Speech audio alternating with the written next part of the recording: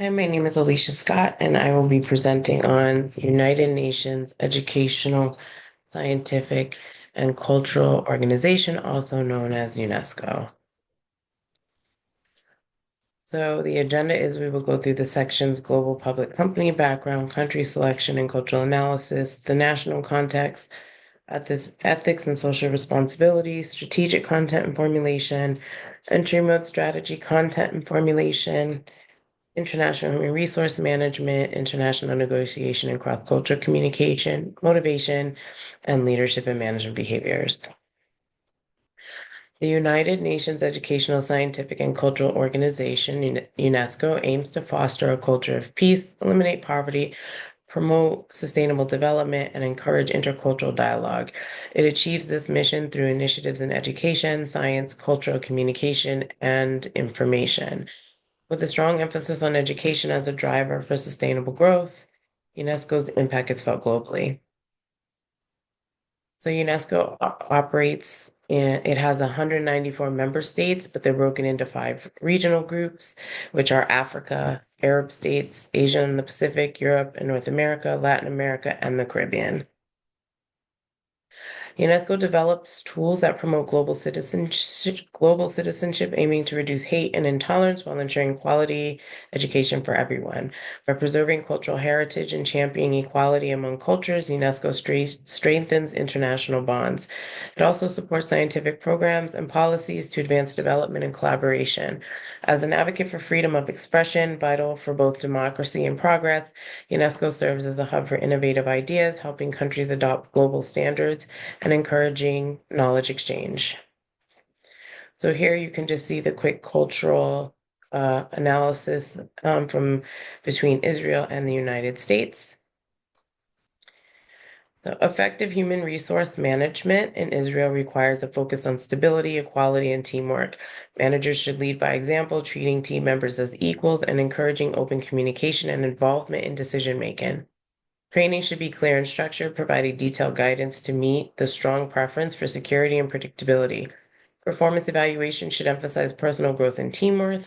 Leaders should recognize individual and team achievements, encouraging self-assessments, and make evaluations less formal to reduce stress. Compensation must be fair and transparent with rewards for expertise and experience, reinforcing a sense of equality. Leadership should balance clear structure with approachability. Managers should provide stability and consistency, avoid strict hierarchies, and build consensus to reduce conflict. Organizational structure should include defined roles and allow teams some autonomy to encourage innovation. Strategic planning should focus on long-term, risk-averse goals with transparent communication to keep everyone aligned. This approach supports a collaborative, stable, and inclusive workplace well suited for Israel's cultural values. So in terms of the different economic systems, for Israel, Israel operates as a mixed market economy, emphasizing high tech and innovation with government support for industries like defense and technology. Its economy is technology driven with competitive yet government supported markets, especially in high tech.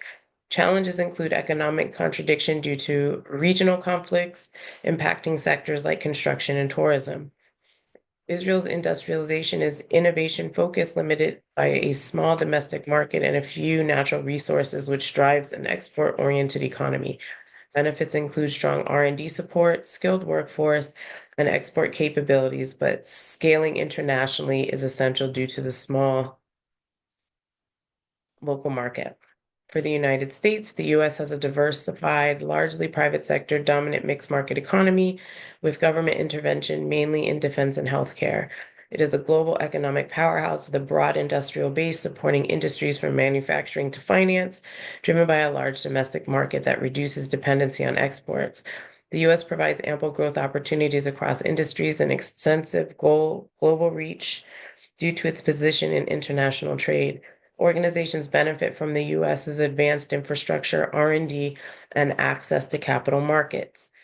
Key differences between the two is Israel is high-tech and export focused with government supported R&D essential for international competitiveness, while the U.S. benefits from a broader industrial base and a larger domestic market, supporting a range of industries and maintaining global influence in both traditional and advanced sectors.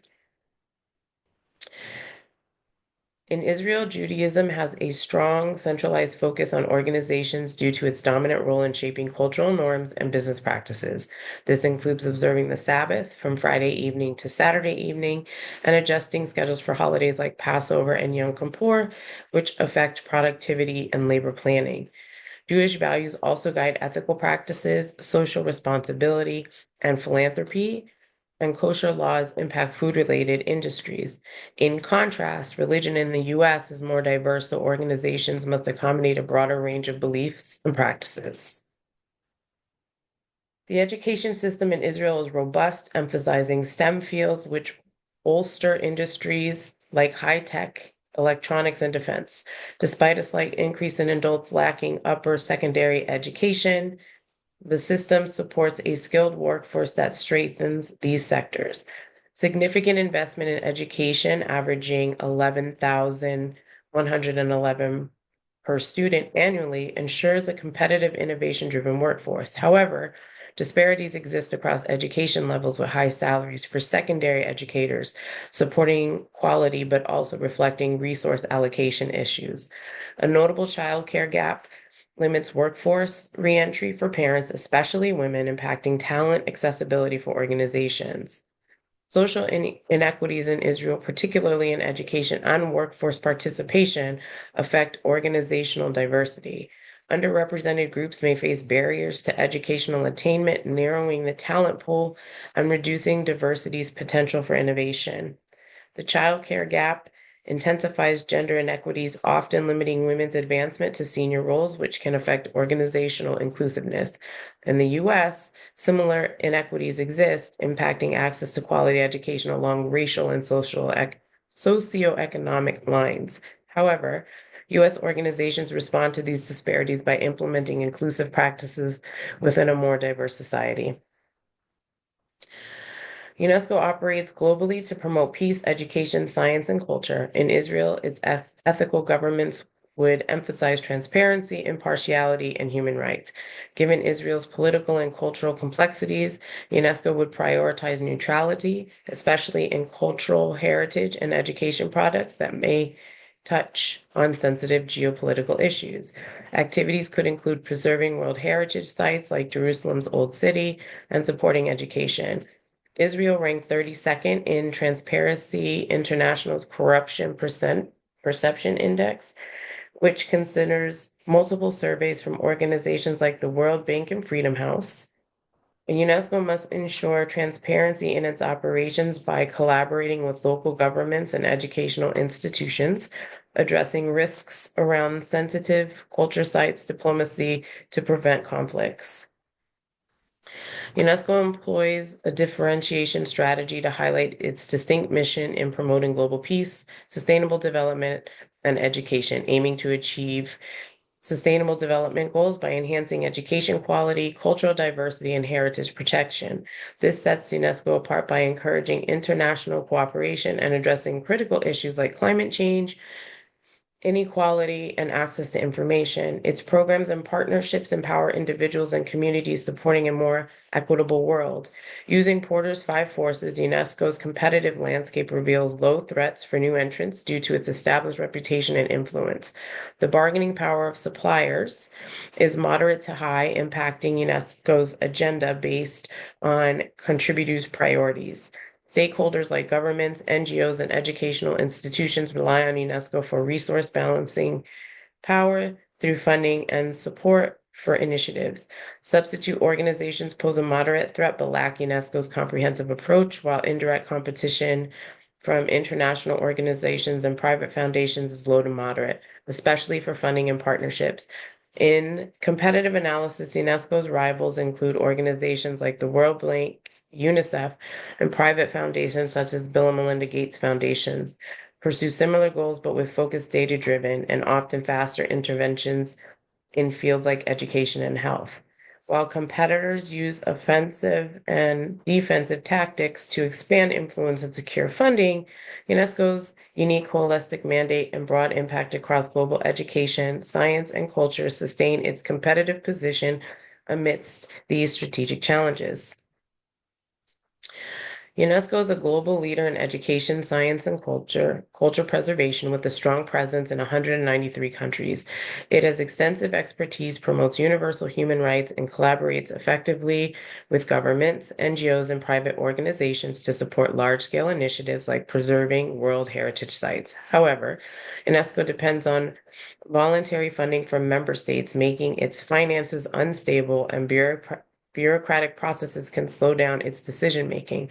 Political pressures sometimes affect its impartiality, and the organization's work isn't widely known to the general public. There are many growth opportunities for UNESCO, such as expanding digital education, supporting sustainable development goals, fostering peace through cultural diplomacy, and advocating for media freedom. However, UNESCO also faces threats from geopolitical tensions, economic instability, competition with other international organizations, and challenges in preserving cultural heritage amidst global conflicts. In terms of growth potential, UNESCO's programs in sustainable education and cultural heritage protection are stars with high demand and strong impact. Its science and literacy programs are stable cash cows, bringing steady influence. Youth engagement and AI ethics, while growing, face competition from other organizations. Finally, some niche social and cultural programs with limited reach and impact fall into dogs, showing low growth and potential and limited global demand. For UNESCO's operations in Israel, a multi-domestic strategy is recommended, meaning programs should be customized to meet local culture, educational, and societal needs. This approach involves partnering with local governments, NGOs, and educational institutions to adapt initiatives and reduce risks. The political environment in Israel is volatile, with many posed risks for UNESCO's initiatives. UNESCO should recruit ex partes with experience in international development and cultural preservation. The recruitment process should assess candidates' cultural competence and adaptability to Israel's social and political landscape. Ex partes may face challenges adjusting to local social norms, gender dynamics, and the political environment. UNESCO will use a balance sheet method to determine compensation, ensuring ex partes salaries align with their home country standards and cover living costs in Israel. Safety and support will also be provided to help with the adjustment. When negotiating in Israel, UNESCO should form a culturally competent team familiar with local dynamics. Israeli culture values trust and relationship building, but also results, with direct and clear communication being key. Nonverbal cues like eye contact and gestures are important. While punctuality is valued in formal settings, flexibility is necessary due to shifting schedules. UNESCO can motivate employees in Israel through competitive salaries, job security, a safe work environment, and a work-life balance. Team collaboration and public recognition for accomplishments are important.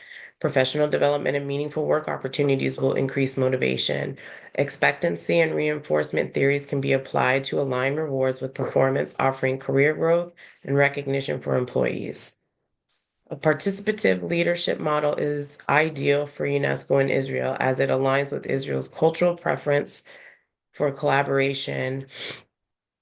Leadership should be flexible, clear, and adaptable, balancing short-term goals with long-term vision. As a transformational leader, focusing on innovation and ethical responsibility will help drive UNESCO's global expansion, ensuring alignment with both organizational goals and local cultural values. And these are my reference slides. Thank you very much and have a great day.